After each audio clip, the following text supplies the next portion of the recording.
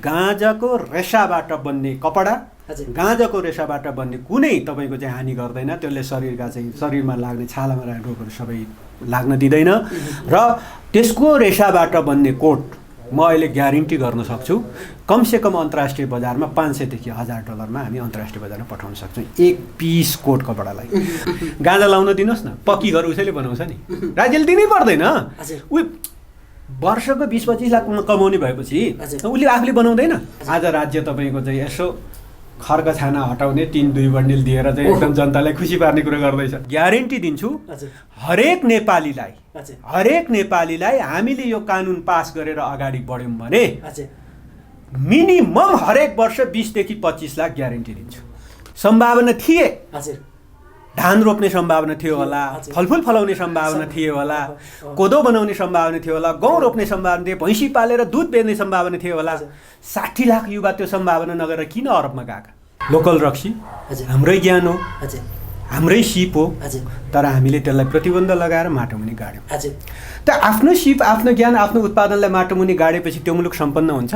नेपाल कुनै मानेमा गरिब देश होइन, यो धनी सम्पन्न देश हो, तर हामीले चिनेनौँ। त्यसो भए शिवजीलाई नमान्न त, शिव भगवानलाई किन ढोक्न जान्छौ त? गाँजालाई हेट गर्ने हो भने, गाँजालाई चाहिँ तपाईँ हुँदैन भन्यो भने, शिव भगवान भनेको किन भगवान मानेको भन्दा विद्वान हो शिव भनेको।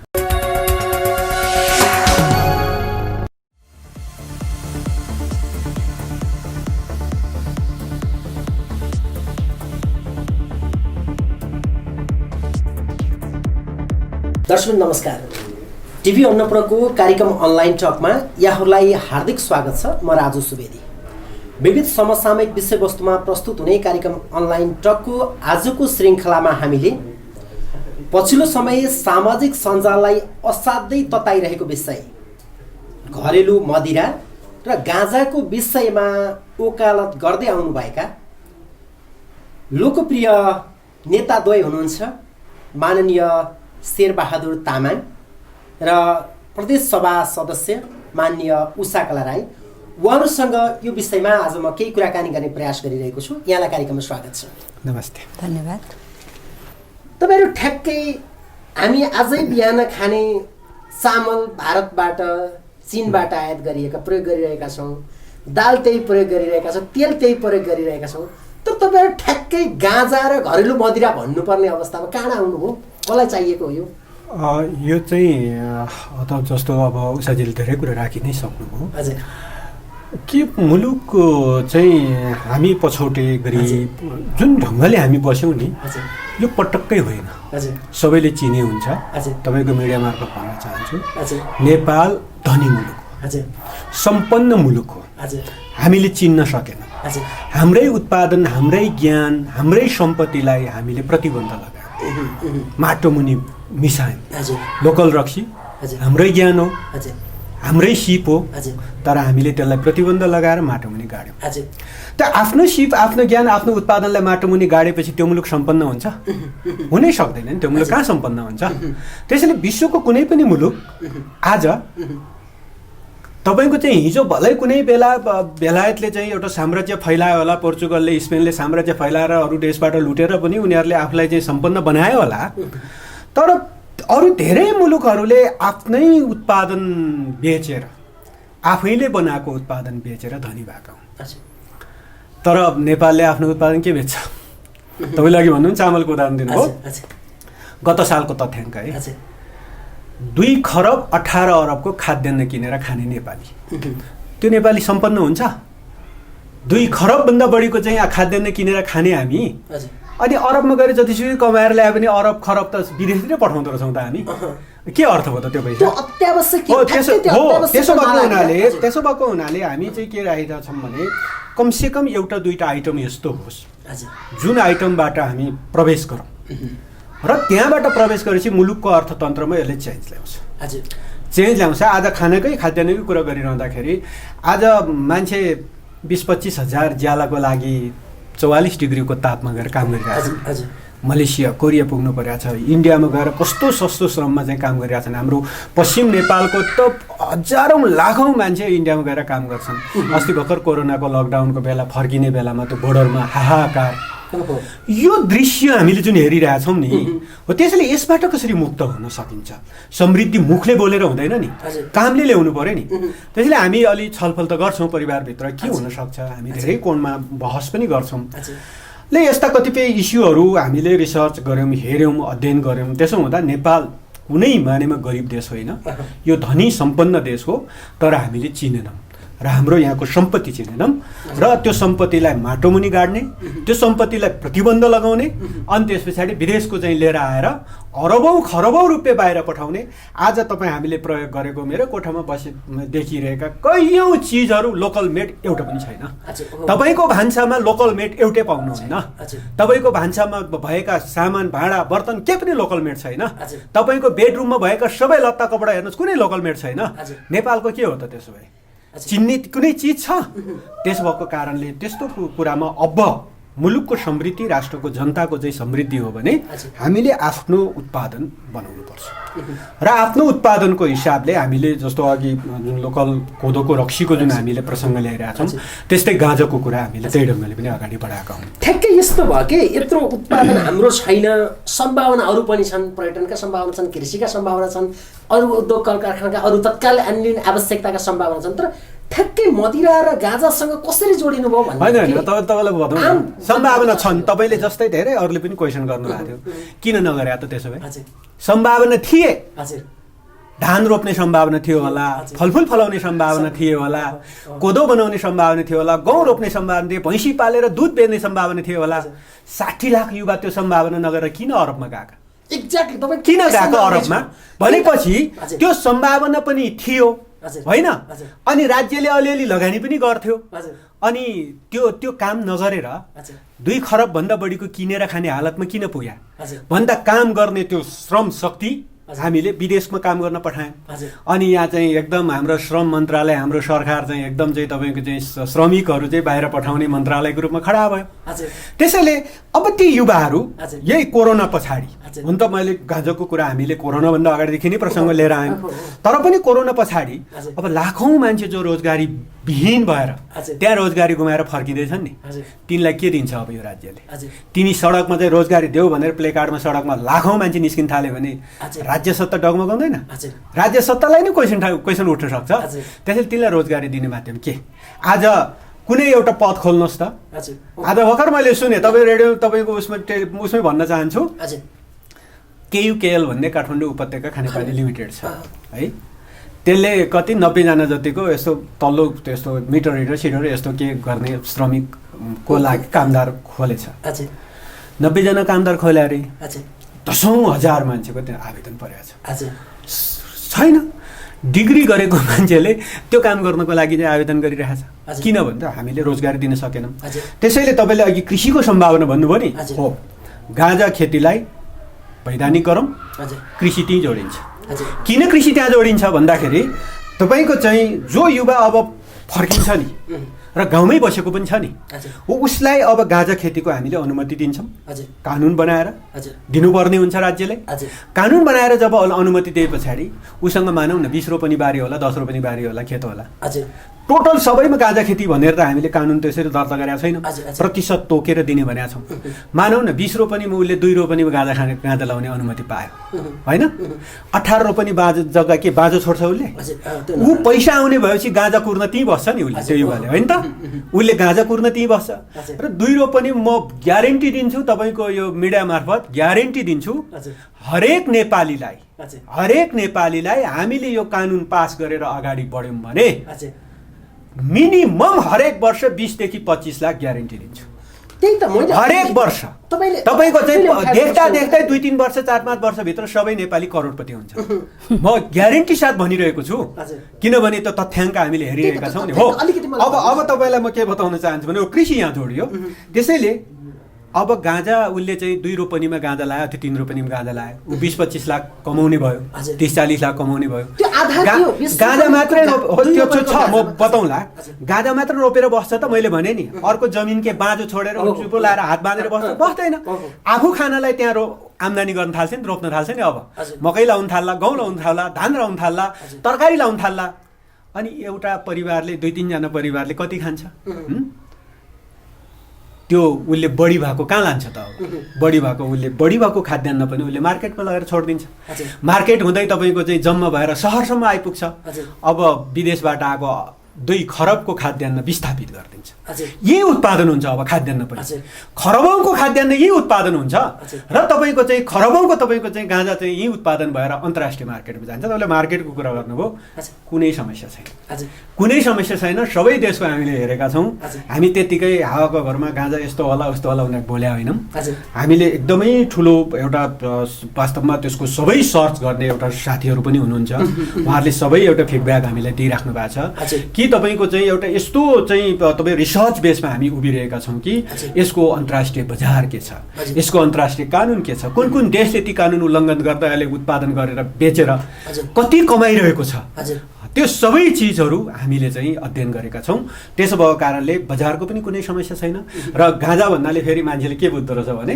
गाँजा भनेपछि जस्तो रक्सी भन्दा रक्सी खाने लाग्ने हल्ला गर्दै हिँड्ने भन्ने बुझ्छ गाँजा भन्दा छ गाँजा एकदम सरको तान्ने अनि त्यस पछाडि लट्ठिने भन्ने बुझाएको छ गलत कुरा गाँजा भनेको त्यो हुँदै होइन गाँजा भनेको उसको CBDको कुरा उसको तत्त्वको कुरा र त्यो तत्त्व हरेक तपाईँ 100औं रोगका औषधि र त्यो औषधि त्यो तत्त्व तपाईँले चाहिँ नेपालमा कन्सन्ट्रेट गरेर तपाईँको चाहिँ त्यसको एब्जर्ब गरेर CBD मात्रै निकालेर तपाईँको चाहिँ वर्षभरिमा कमसेकम धेर पनि चाहिँदैन 8-10 ड्रम CBD बनाएर तपाईँले ओल्ड मार्केटमा पठाउनुहोस् त्यो कुनै त्यो तान्ने लाग्ने लट्ठ्याउने चिजै चाहिँदैन त्यति मात्र पठाउनुहोस् नेपालका यो सबै आयोजनाहरू आज जुन बन्न नसकेर 20औं वर्ष लागिरहेछ नि नेपालका कैयौं बाटोघाटोहरू समस्या छ आज राज्य तपाईँको चाहिँ यसो खर्क छाना हटाउने 3-2 बन्डिल दिएर चाहिँ एकदम जनतालाई खुसी पार्ने कुरा गर्दैछ गाँजा लाउन दिनुहोस् न पक्की घर उसैले बनाउँछ नि राज्यले दिनै पर्दैन उ वर्षको 20-25 लाख कमाउने भएपछि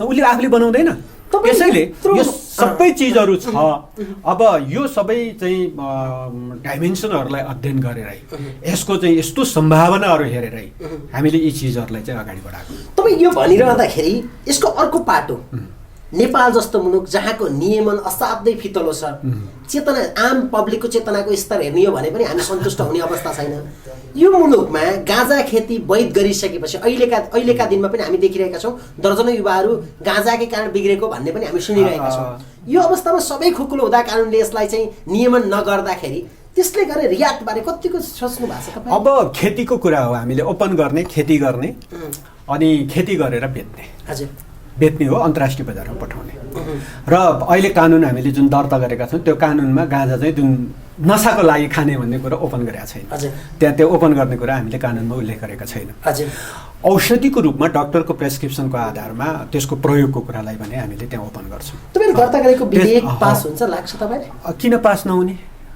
पास नहुनु राष्ट्रलाई गरिबै बनाइराखौँ माग्ने नै बनाइराखौँ 1-2 करोड बजेट चाहिँ 1-2 करोड डलर होइन 10-20 करोड बजेट डलर दिँदाखेरि यहाँ कत्रो हङ्गामा हेर्नुहोस् त अमेरिकाले KMCCलाई पैसा दिने रे कत्रो हङ्गामा होइन ल्याउनै पर्छ ल्याउनै हुँदैन अमेरिकन सेना आउँछ हामी आफै बहस गरिरहेछौँ नि यो किन जरुरी छ पैसा हामीसँग छ त त्यो पैसा चाहिँ उसले बुझाउन आउँछ यहाँ हामीले उत्पादन गर्न बुझाउन आउँछ नि ऊ पैसा त्यसो भएको कारणले हामी यो सबै प्रोजेक्टहरू मैले भन्ने गरेको छु विदिन 3 इयर्स नेपालको अहिले झन्डै 13 खरब जतिको नेपालको चाहिँ ऋण रहेछ त्यो ऋण चुक्ता गरेर तपाईँको चाहिँ विदिन 3 इयर्स नेपालको सबै विकासका चाहिँ आयोजनाहरू हामी सुचारू गर्न सक्छौँ तपाईहरूले कुरा उठाइसकेपछि आम सोसियल साइडमा आउने आम पब्लिकका प्रतिक्रियाहरू कतिको हेर्नुहुन्छ एकदमै हेरेको छु र केही प्रतिशत 1-2% साथीहरूको त्यही क्वेसन गाँजा खाएर अब लट्ठिने हो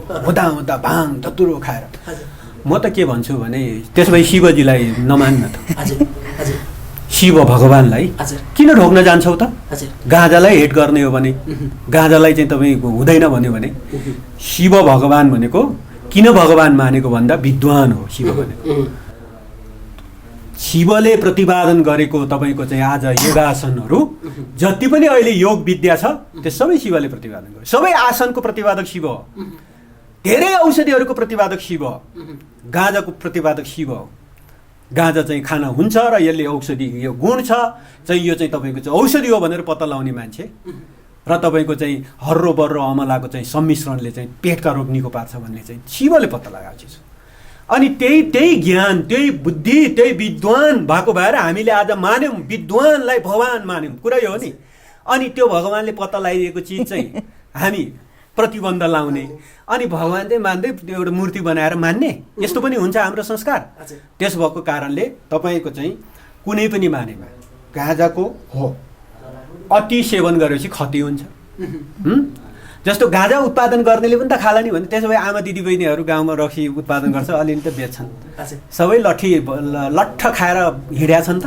तर यो कुरा मैले तपाईँलाई अलिकति सम्झाउँछु। पछिल्लो समय हामी एउटा तथ्याङ्क हेर्ने हो भने अधिकांश घरेलु हिंसाका घटनाहरू कतै न कतै त्योबाट प्रभावित छन् भन्ने कुरा। अब यस्तो हो, त्यसैले हामीले अतिको क्षतिको कुरा हामीले त्यस कारणले गरेको। जस्तो तपाईँको चाहिँ धेरै खायो भने त चिनीले पनि त सुगर लाग्यो। भात चामलको भात खानु न, टन्न चामलको भात खानु, दिनकै उमेर त्यसै 35-40 पुगेपछि तपाईँ नाप्न तपाईँले सुगर लेभल बढ्छ, त्यसले अरू रोग निम्ति आउँछ। धेर खाएपछि हो नि, कहिलेकाहीँ फुड पोइजन हुन्छ नि। तपाईँले एकदम मिठो लागेर भतेरमा जानुहुन्छ, भोजमा जानुहुन्छ, मिठो लागेर के घाँसाघुसो खानुहुन्छ, फुड पोइजन हुन्छ, हस्पिटलाइज भएर तपाईँले एन्टिबायोटिक खानुपर्ने हुन्छ। त्यसैले अति त हुँदैन। र गाँजाको चाहिँ त्यही भएर मात्रा हुन्छ, यसको मात्रा औषधि हो। र तपाईँको अहिले चाहिँ धेरै औषधिहरू चाहिँ गाँजाबाटै बन्न थालेका छन्। इभन तपाईँलाई म बताउँ, पहिला केमिकलबाट बनेको चाहिँ त्यो जुन मान्छे अपरेसन गर्दाखेरि लट्ठ्याउने औषधिहरू पहिला केमिकल उसबाट बन्थ्यो, त्यसले साइड इफेक्ट हुन्थ्यो, त्यसले कलेजो बिगार्थ्यो, मुटुलाई हान्थ्यो, तपाईँको चाहिँ मृगौला फेल हुन सक्थ्यो, मान्छे अपरेसन गर्दै गर्दै तपाईँको मान्छे चाहिँ नबिउजिन सक्थ्यो। तर आज गाँजाबाट डेभलप गरेका चाहिँ त्यो प्रयोग हुन थालेको छ, साइड इफेक्ट छैन। यस्तो चिजहरू चाहिँ तपाईँ गाँजाको चाहिँ गुण छ। र गाँजाको त अब फेरि के त्यति मात्रै हो र, CBD THC मात्रै हो र? अब गाँजाको अरू धेरै चिज छ। हेर्नुहोस्, हिजो कुनै बेला हाम्रा आमा दिदीबहिनीहरूले, हाम्रा बजुहरूले होइन, हाम्रा पुर्खाहरूले त्यही गाँजाबाट कपडा बनाउँथे होइन, त्यसैले भाङ्रा भन्ने लाउँथ्यौँ होइन। कुनै बेला नाइलनको कपडा आएको थिएन तपाईँको चाहिँ होइन। त्यसो भएको हुनाले त्यति बेलै हाम्रा चाहिँ घर घरमा कपासको खेती हुन्थ्यो, कपास बत्ती काटेर चाहिँ तपाईँको त्यो धागो बनाएर कपडा बनाउँथे होइन। हिजो खादीको कपडा भन्ने त्यही हो। र आज तपाईँको चाहिँ बहुराष्ट्रिय कम्पनीहरू त्यसैले यहीँ जोडियो, दलाल पुँजी त्यहीँ जोडियो। बहुराष्ट्रिय कम्पनीहरूले मैले अहिले लगाइरहेको कोट पनि नाइलोनको हो, यो चाहिँ पेट्रोलियम पदार्थबाट बनेको हो। अब तपाईँको चाहिँ यो बेच्नु छ नि, यो बेच्नु छ उसलाई, त्यस कारणले उसले के गर्छ, गाँजाप्रति गर्न नलाउने कानुन, अन्तर्राष्ट्रिय कानुन बनाउँछ। हामी त्यो कानुन हुन्छ भनेर हामी संसदमा पास गर्छौँ, अनि त्यसपछि नेपालको गाँजा प्रतिबन्ध लाउँछौँ। गाँजाको रेसाबाट बन्ने कपडा, गाँजाको रेसाबाट बन्ने कुनै तपाईँको चाहिँ हानि गर्दैन, त्यसले शरीरमा लाग्ने छालामा लाग्ने रोगहरू सबै लाग्न दिँदैन। र त्यसको रेसाबाट बन्ने कोट म अहिले ग्यारेन्टी गर्न सक्छु, कमसेकम अन्तर्राष्ट्रिय बजारमा $500 देखि $1000 हामी अन्तर्राष्ट्रिय बजारमा पठाउन सक्छौँ एक पिस कोट कपडालाई। अब किन यो चाहिँ हामी समाजवादी मोडेल भन्दैछौँ भने त्यो कोट बनाउने चाहिँ तान, त्यसको ट्रेनिङ घर घरमा दिन्छौँ नि। जसले गाँजा उत्पादन गर्छ त्यसको रेसाको कोट पनि पिस पनि उसैले तयार गर्छ नि। अब त्यो त राज्यले एउटा मेकानिजमले कलेक्सन गरेर अन्तर्राष्ट्रिय बजारमा पठाउँछ, अनि पैसा त्यही गाउँमा चाहिँ किसानको खल्तीमा पुर्याउँछ। तर आज तपाईँको त्यही रक्सीकै कुरा उहाँले अघि प्रश्न गर्नुभयो, कुनै एउटा डिस्टिलरी साउलाई होइन 10-20 करोड लगाउला भने, 1 अरब लगाउला, एउटा डिस्टिलरी खोल्न दिउँला, कोदोकै पनि डिस्टिलरी खोल्न दियो भने कसले कमाउँछ? एउटा व्यक्तिले कमाउँछ। र आज तपाईँ नेपालमा पनि थुप्रै वाइन फ्याक्ट्रीहरू छन्, रक्सी फ्याक्ट्रीहरू छ, त्यो चाहिँ कुनै व्यक्ति विशेषको हुन्छ। त्यो व्यक्ति विशेषको त्यो कारखानामा पनि म ग्यारेन्टी दिन्छु नेपालकै लगानी, नेपालकै साउहरूको मात्र छैन, विदेशीहरू पनि मिसिएका छन्। पैसा कहाँ गयो त? खाने हामीले, अनि पैसा विदेशमा गयो, नेपालमै उत्पादन गरेको पनि। त्यसैले नेपालकै ती उत्पादित साथीहरूले पनि अब के गर्न सक्नुहुन्छ त भन्दा, घर घरमा उत्पादन भएको गाँजा, घर घरमा उत्पादन भएको रक्सी होइन, त्यस्तो चिजलाई ब्रान्डिङ जब राज्यले गरेपछि त्यो उताको ल्याएर यहाँ बेच्ने होइन, यताको ल्याएर उता बेच्न पाउनुहुन्छ नि उहाँहरूले पनि त व्यवसाय गर्न पाउनुहुन्छ। व्यवसाय र फेरि तपाईँको चाहिँ उताको ल्याएर यता बेच्दा जति नाफा हुन्छ त्योभन्दा बढी नाफा त हामीले यताको उत्पादन उता लगाएर बेच्दा। नेपाली राजनीतिका असाध्यै लोकप्रिय नेता नेत्री नेपालको परिप्रेक्ष्यमा हामी हेऱ्यौँ भने अहिले पनि कानुनले अनुमति दिएका कतिपय औषधिहरू समेत लागु औषधको रूपमा प्रयोग भइरहेका छन्। यस्तो अवस्थामा सरकारले ब्यान गरेकै उसलाई फेरि ल्याउनु पर्छ भनेर वकालत गर्ने साटो अरू एजेन्डा उठाइदिएको भए भन्छन् के तपाईँ के भन्नुहुन्छ? एकदम यसमा म के भन्न चाहन्छु भने यो अन्तर्राष्ट्रिय कानुन कोही कारणले हामीले ब्यान्ड लगाएको हाम्रो लोकल कानुनले होइन, अन्तर्राष्ट्रिय कानुनले कारणले हामीले ब्यान्ड लगायौँ। मैले अघि जोडेँ अन्तर्राष्ट्रिय कानुन किन बन्छ भन्ने कुरो त मैले ब्यान्ड लगाएँ भने युरोप चाहिँ हिजो दोस्रो विश्वयुद्ध पहिलो विश्वयुद्धपछि युरोप चाहिँ अमेरिकन लबीको हो, अमेरिकनहरूको छत्रछायामा। र युरोपमा खासै धेरै चिज हुँदैन। हाम्रो जमिनमा के फल्दैन, सबै थोक फल्छ, तर त्यहाँ ग्रेप्स फल्छ, त्यसको वाइन बन्छ, जौ फल्छ, त्यसको चाहिँ तपाईँको स्कच व्हिस्की बन्छ, यही हो। अनि कि भेडा पाल्छ मासु खान्छ, गाई पाल्छ मासु खान्छ, यति होइन। अरू धेरै चिज उसले बाहिरबाट लान्छ, तर उसको जुन फल्छ नि हो त्यसको रक्सी बनाएर उसले अन्तर्राष्ट्रिय मार्केटमा लिएर आयो र अन्तर्राष्ट्रिय मार्केटमा लिएर नेपालसम्म पनि आयो हो। त्यही बेच्नको लागि अब सबै देशका, नेपालका मात्र होइन, अफ्रिकातिरका कैयौँ देशका पनि लोकल घरेलुलाई त्यस्तै गरेको छ, इन्डियामा पनि घरेलुलाई त्यस्तै गरेको छ, उसको ब्रान्डेड बेच्नु छ नि हो। यसरी बन्छ कानुन। त्यसैले यो कानुन कुनै बेला कसैको प्रेसरमा आएर कानुन बनाएको कारणले उहाँले त्यही भएर भन्नुहुन्छ आफ्नो चुलोमा के पकाउने आफ्नो राइट्सको कुरा हो नि, हाम्रो चुलोमा के पकाउँछ हाम्रो खुसीको कुरा हो नि। त्यस भएको कारणले तपाईँको चाहिँ अनि उनीहरूले के पकाउँछ त्यो चाहिँ बेचिदिनु पर्ने, हामीले खाइदिनु पर्ने, अनि हाम्रो चाहिँ अनि प्रतिबन्ध लाउने कानुन बनाउनु पर्ने हामीले। त्यसो भएको कारणले जहाँसम्म तपाईँले चाहिँ यो मान्छे बिग्रेला नि के होला नि भनिराख्नु भएको छ, यो गलत कुरा। केही मान्छे बढी खाएर बिग्रिन्छ, अहिले पनि बिग्रिन्छ। अहिले पनि 2-4 मान्छे सडकमा चाहिँ रक्सी खाएर हिँडेको पनि भेट्नुहुन्छ नि। त्यसको मतलब के सबै रक्सी प्रतिबन्ध लाउन सक्नुहुन्छ तपाईँले? विश्वमा मार्केटमा तपाईँको चाहिँ फैलेको खरब डलरको चाहिँ मार्केट के प्रतिबन्ध लाग्छ? लाग्दैन नि। चुरोट खाएर चाहिँ फोक्सो कुहिन्छ थाहा छ नि। चुरोटको बट्टोको बाहिरपट्टिको फोटो देख्यो भने मान्छेले कसैले खान सक्छ? चुरोट तान्न सक्छ? तुरुन्तै हातमा पर्न सक्छ, भुइँमा फ्याँकेर हिँड्नुपर्ने होइन, तर पनि मान्छेले तान्छ नि। त्यसो भएको कारणले अब कोही मान्छे त्यस्ता हुन्छन्, अम्मली हुन सक्छ। त्यस कारणले पैसा आउने चिजलाई प्रतिबन्ध लाउने, थुनी राख्ने। त्यसैले त्यसलाई चाहिँ के हाम्रो चाहिँ तर्क के हो भने तपाईँ समृद्धिमा लैजाउँ न, पैसा कमाउने होस् न, पैसा आउने होस् न, अनि त्यसपछि मान्छे समृद्धिसँगै सबै कुलत छोड्छ नि। आज प्रतिबन्ध छ कानुन, आज कानुनले हुँदैन भनिरहेको छ, त्यो तपाईँले भने जस्तै केही औषधिहरूलाई प्रतिबन्धै भनिरहेको छ, अनि तर पनि त मान्छेले त कुलत लागेकोले त खाँदो रहेछ त। त्यसले किन खाएको भन्दा अभाव छ। आज उसँग रोजगारी छैन, रोजगारी नभएको कारणलाई मानसिक रूपमा टेन्सन छ, ऊ डिप्रेसनमा परेको छ। अनि त्यस पछाडि के गर्छ त मान्छेले? अनि त्यस पछाडि केही रिल्याक्सेसनको लागि केही खोज्छ। त्यो खोज्ने क्रममा कि त तपाईँले त्यही रक्सी खानु पर्यो, कि त उसले चाहिँ अलि अधिक सेवन गाँजाकै सेवन गर्नु पर्यो, कि त अधिक सेवन त्यही अब तपाईँको अनुमति प्राप्त औषधिहरू खान्छन्। त्यति मात्र होइन, तपाईँको चाहिँ देखिरहेको छौँ कैयौँ भाइ बहिनीहरू अब तपाईँको सडकमा ऊ डेन्डर सुँगेर पनि हिँडेको छ। त्यसैले त्यस कारणले यस्ता चिजलाई कन्ट्रोल गर्ने भनेको मान्छे समृद्धिको दिशामा तपाईँ पैसा कमाएर करोडौँ रुपियाँ कमाएर कारमा चढेर हिँड्न सक्ने भए पछाडि अनि ऊ त्यो चाहिँ त फेन्सिडियल तानेर बस्छ, गाँजाको सर्को तानेर बस्छ। तपाईँका आम जनताले तपाईँमा देखेको एउटा खोट यो विषयमा, तपाईँ असाध्यै लामो समयदेखि राजनीति गर्नुभएको छ, नियम कानुन बनाउने ठाउँमा पनि पुग्नुभयो। यो बिचमा तपाईँले गाँजा र लोकल मदिरा बाहेक अर्को उत्पादनलाई अझै बढाउने सवालमा किन यो भन्दा पहिला होइन तपाईँलाई हामी खोल्दैनौँ, अहिले धेरै कुरा त खोल्दैनौँ। हामीले यो मास्टर पिसको रूपमा अगाडि ल्याएको यो दुईटा कुरा होइन, यो अगाडि आएका छौँ र अझै अलिअलि हामी रक्तचन्दनको बारेमा बोल्न थालेका छौँ। नेपाललाई उँभो लगाउने अरू धेरै उपायहरू छन्। त्यसैले यो मास्टर सुरुवात गरौँ, यो आइटमबाट सुरुवात गरौँ। यसैले गेम चेन्ज गर्छ, यसैले मुलुक समृद्धिमा जान्छ। हरेक नेपाली किसान लखपति हुँदै करोडपति हुन्छ। सबै ग्रामीण किसान पनि तपाईँ भोलि कार चढेर हिँड्न सक्ने हुन्छ होइन। त्यसैले तपाईँको चाहिँ हामीले यो ग्यारेन्टी हामीसँग छ।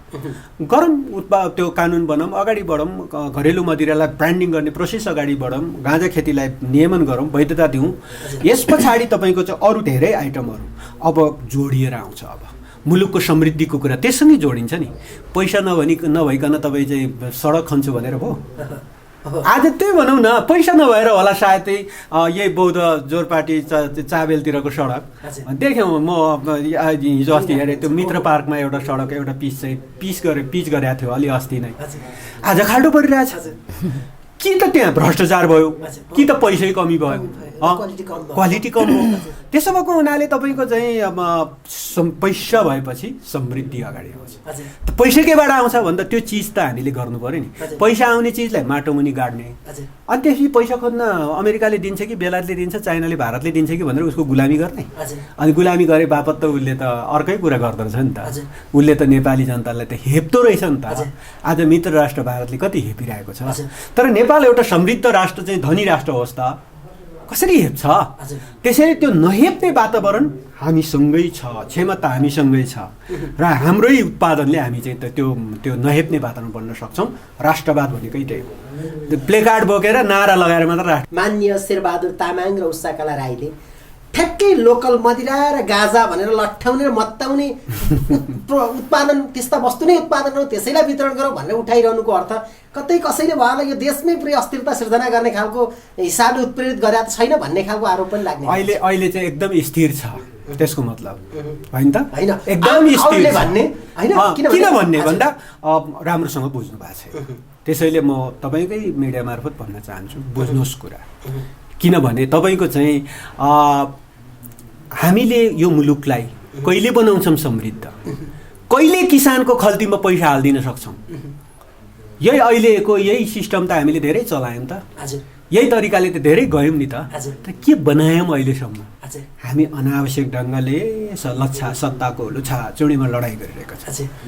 जनताको रोजगारीको आज 60-70 लाख युवा चाहिँ तपाईँको जो श्रम शक्ति नेपाललाई जुरुक्कै उठाउन सक्ने श्रम शक्ति आज विदेशको समृद्धिको काम गरिरहेको छ। के पाउँछ? अलिकति ज्याला पाउँछ। त्यो ज्याला पनि नेपालमा पठाएपछि उसको यहाँ नेपालमा बसेको चाहिँ सन्ततिले खाँदाखेरि विदेशमै गयो, लाउँदाखेरि विदेशमा गयो, उसले कुनै पनि व्यवहार गर्नु पर्यो भने विदेशमै गयो। त्यसैले पैसा नेपालमा हुनु पर्यो र त्यो पैसा आउने कुरालाई रोकेर होइन, त्यसलाई प्रतिबन्ध लगाएर होइन, त्यसलाई बन्देज लगाएर होइन, त्यसलाई खुल्ला गरेर र फेरि तपाईँको चाहिँ रक्सी उत्पादन गरेर हामी नै खानुपर्छ, हामी नै लट्ठिएर हिँड्नुपर्छ, हामी नै मात्तिएर हिँड्नुपर्छ। कहाँ भन्छौँ हामी? उत्पादन गरौँ, ब्रान्डिङ गरौँ, बोतलिङ गरौँ। कोदोको 3 पानी रक्सीको भित्र यार्छ गुम्बा उहाँले भनिराख्नु भएको छ। त्यसलाई ब्रान्डिङ गरेर 3 पानी रक्सी अन्तर्राष्ट्रिय बजारमा पठाउँ त पैसा आउँछ नि। यही खानुपर्छ भनेको छैनौँ नि हामीले। विदेशी रक्सी ल्याएर खान चाहिँ हुने, अनि नेपाली रक्सी चाहिँ तपाईँको चाहिँ यहाँ ब्रान्डिङ गर्न नहुने भन्ने हुन्छ र? त्यस भएको कारणले त्यसलाई ब्रान्डिङ गर्ने कुरा हो। त्यही सँगै गाजा। यो अमूल्य समयको लागि यहाँलाई धेरै धेरै धन्यवाद।